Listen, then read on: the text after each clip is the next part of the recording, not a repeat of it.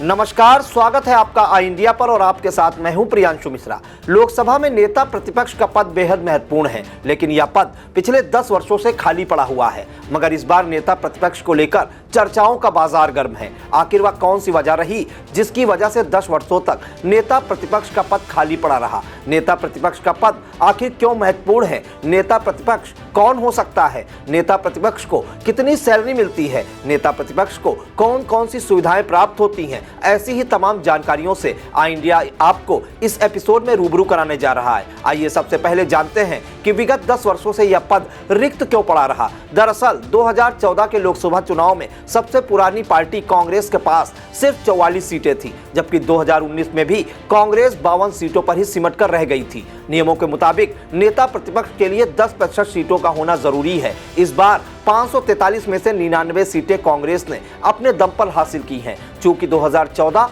और 2019 में 10% सीटें कांग्रेस के पास नहीं थी, जिससे नेता प्रतिपक्ष का पद रिक्त पड़ा रहा। हालांकि कांग्रेस ने 2014 में मल्लिकार्जुन खड़गे को लोकसभा में नेता चुना था। इसके बाद 2019 में खड़गे की जगह अधीर रंजन चौधरी नेता चुने गए थे।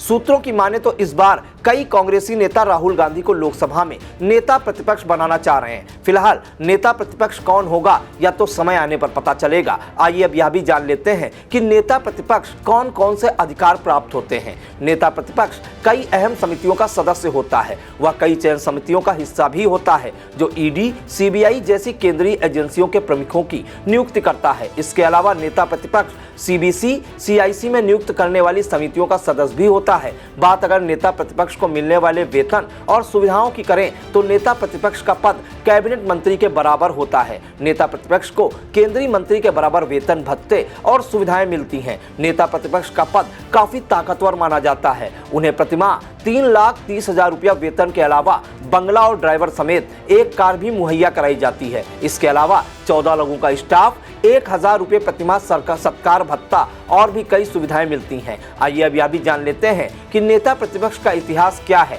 दरअसल 1952 में नेता प्रतिपक्ष का दर्जा देने का नियम आया था। यह नियम तत्कालीन लोकसभा अध्यक्ष जीवी मावलंकर ने बनाया था। नियमों के तहत उन्होंने नेता प्रतिपक्ष के लिए 10% सीटों की अनिवार्यता लागू की थी। इसके बाद 1977 में नेता प्रतिपक्ष के लिए वेतन भत्ता और कानून बनाया गया। इतना ही नहीं, नेता प्रतिपक्ष लोकतंत्र के लिए बेहद अहम है। यानी कि लोकतंत्र की मजबूती के लिए मजबूत विपक्ष होना जरूरी है, जिसका प्रतिनिधित्व नेता प्रतिपक्ष करता है। इसके अलावा कई व्यवहारिकताएं जिनमें नेता प्रतिपक्ष की अहम भूमिका भी रहती है।